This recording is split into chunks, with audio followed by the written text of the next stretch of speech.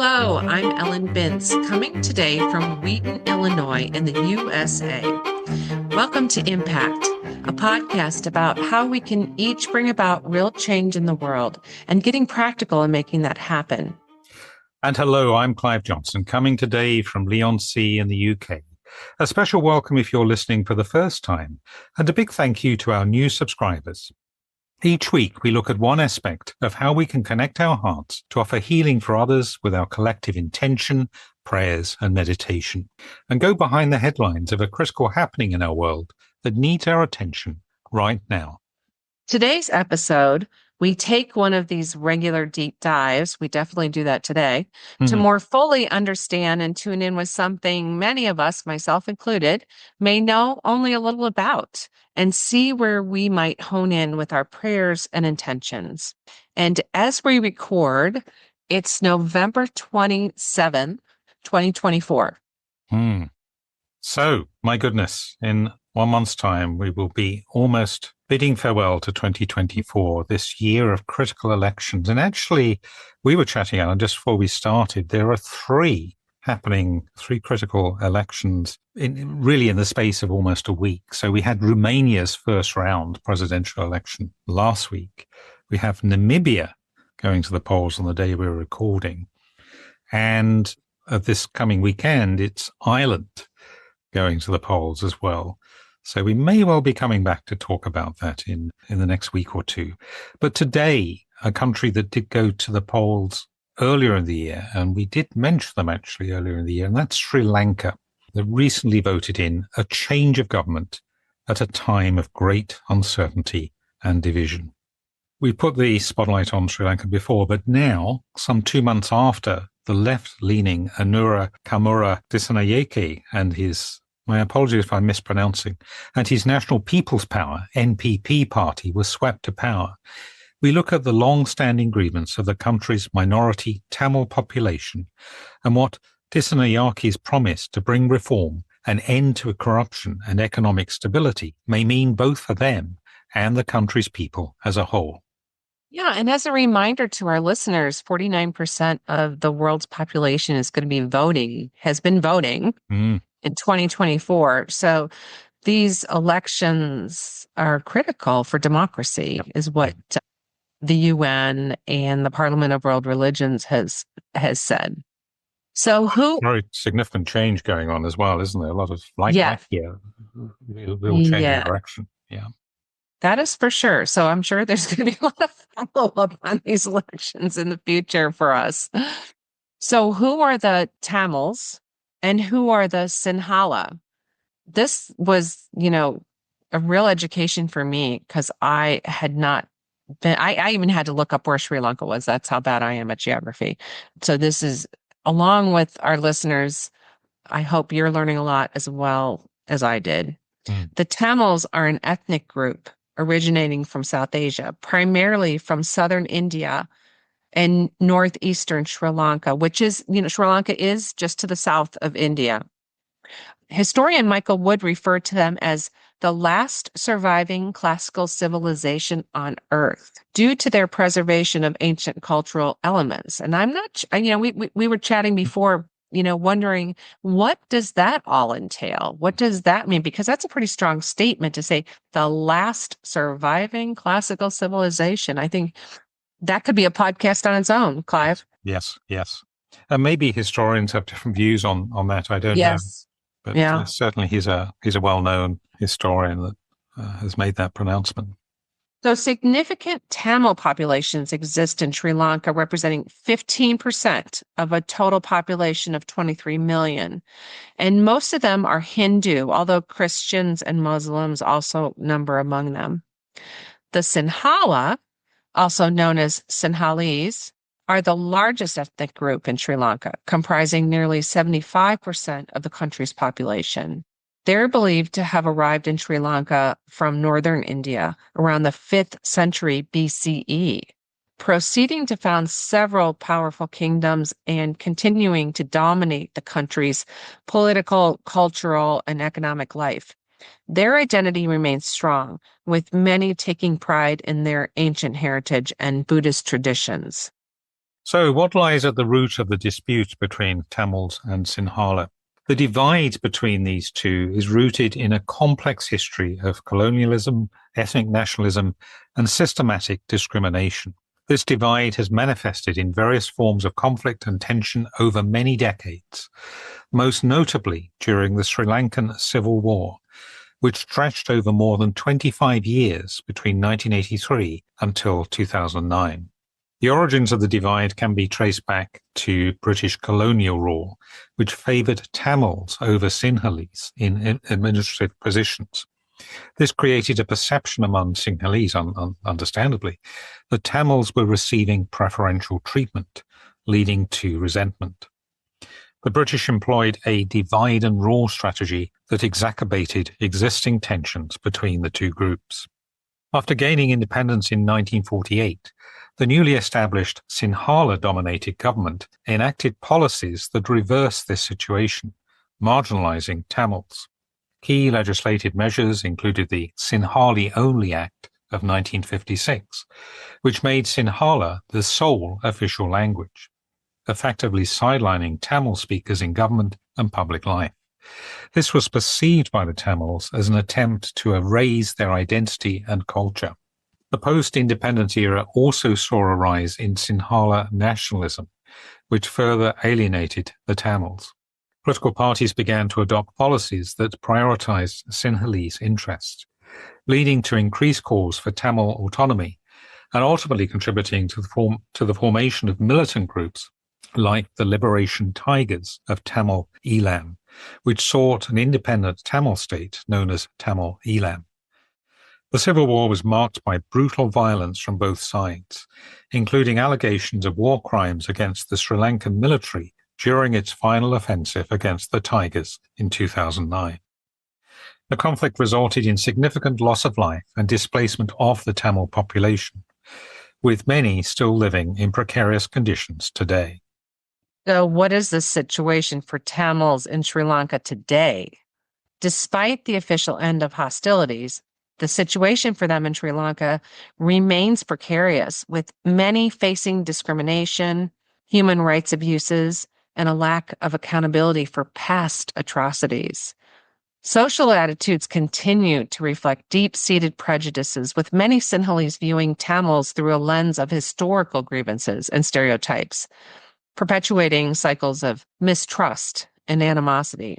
Regular reports indicate that Tamils face discrimination in education, employment, and access to services. For instance, educational policies have historically disadvantaged Tamil students, requiring them to achieve higher scores than their Sinhalese counterparts for university admissions.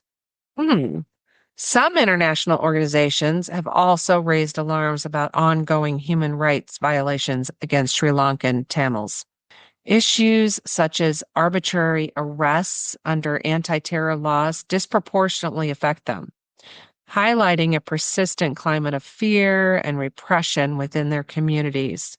Recent reports indicate that individuals have been detained merely for commemorating war victims or participating in cultural events, highlighting the continued repression of Tamil identity and memory.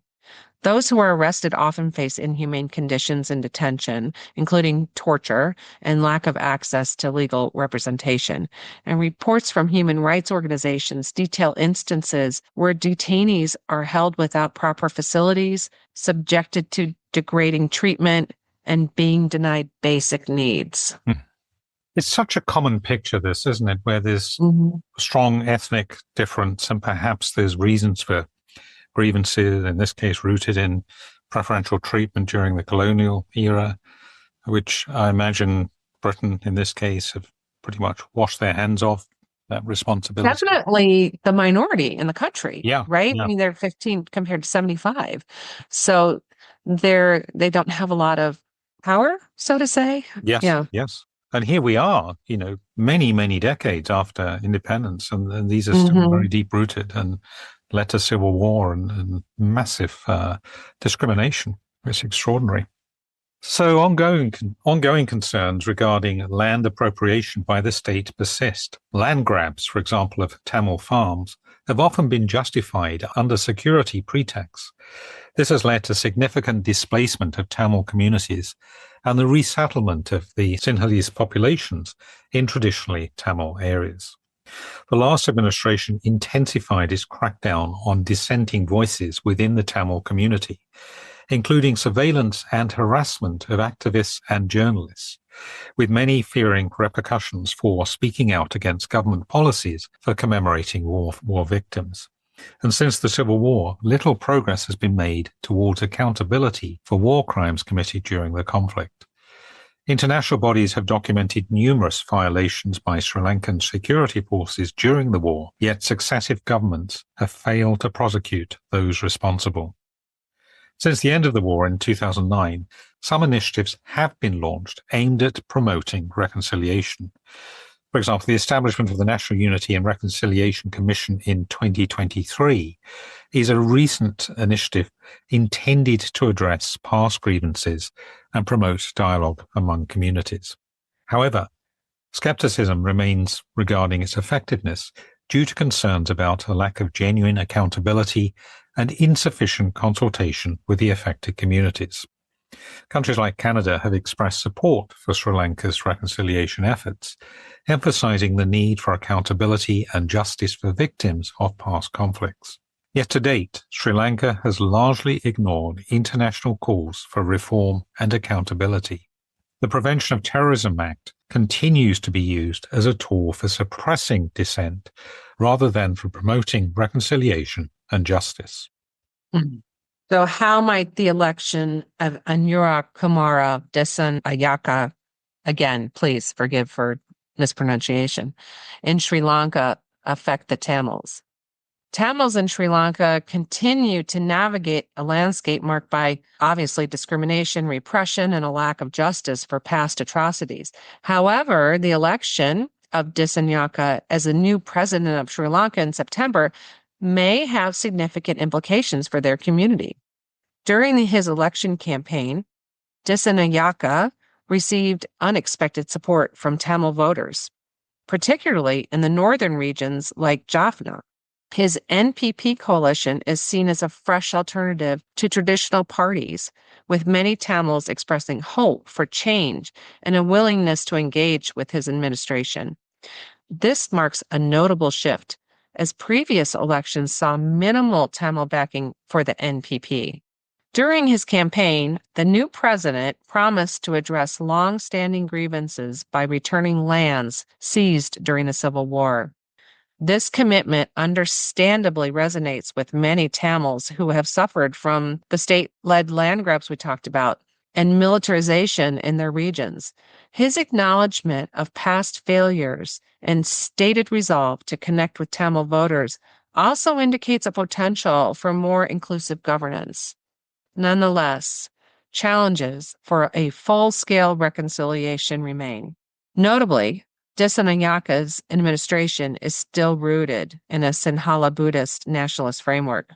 Analysts argue that unless he actively engages with Tamil demands for justice, accountability, and autonomy, his presidency may reinforce rather than dismantle existing ethnic tensions.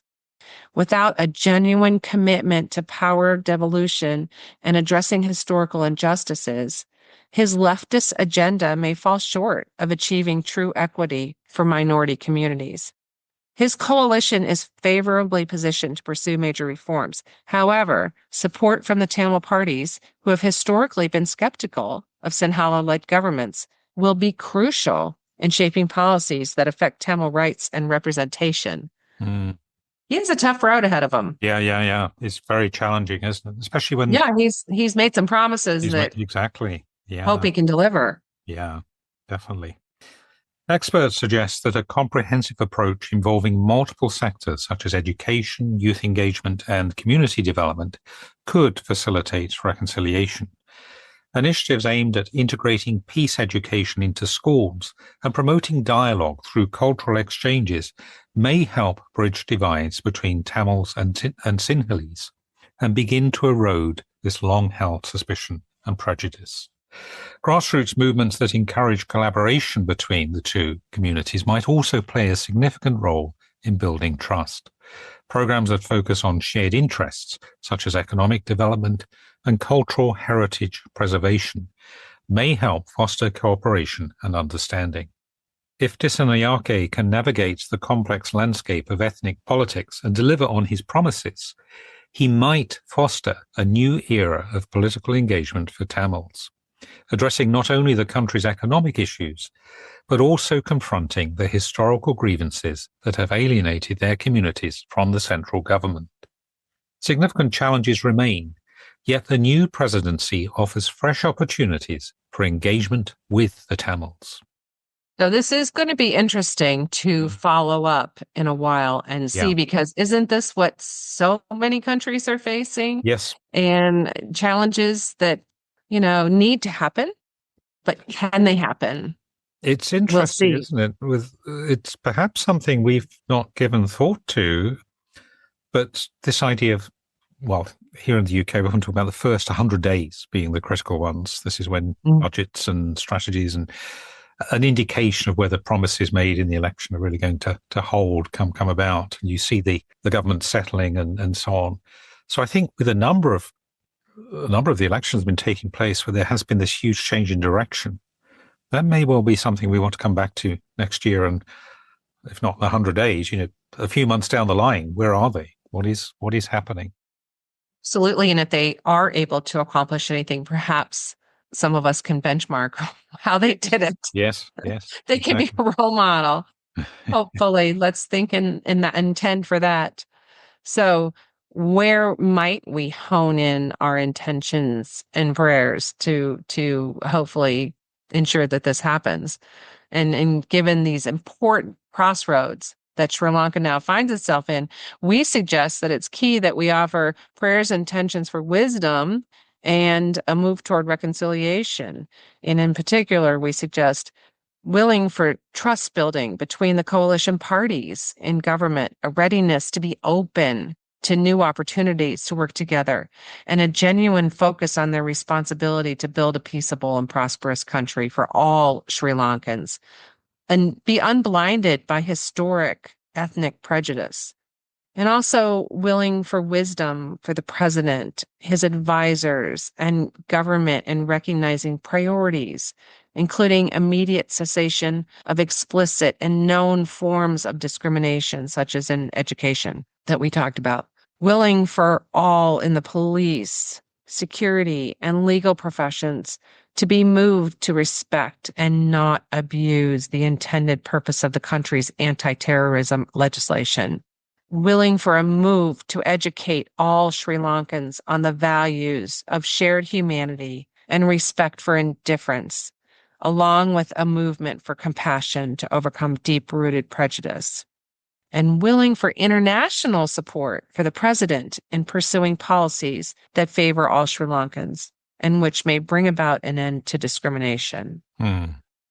So this week, as a new government establishes itself in Sri Lanka, we suggest holding as our main intention: we will that Sri Lanka's new president, Anura Kumara Dissanayake, and his government will be moved to honour his promise to work for a united country that respects all ethnicities. Please join us in holding this. May it be so. Yeah. So, as you say, we will keep an eye on what's happening there. It's, as we said at the beginning, it's not, certainly here in the UK, it's not high in the news. No, we don't hear much about it in the United States. That's for certain, or at least I haven't. It's kind of fresh for me. So and another place where there's this huge division, this huge prejudice between ethnic groups, which of course is the cause of so much division and conflict. Yeah. So that about wraps it up for this episode. Remember, you can connect with us at the Facebook group and for live intention holding in Clive's Daily Insight Timer offerings, and with me in the Labyrinth Activist Network's Zoom calls.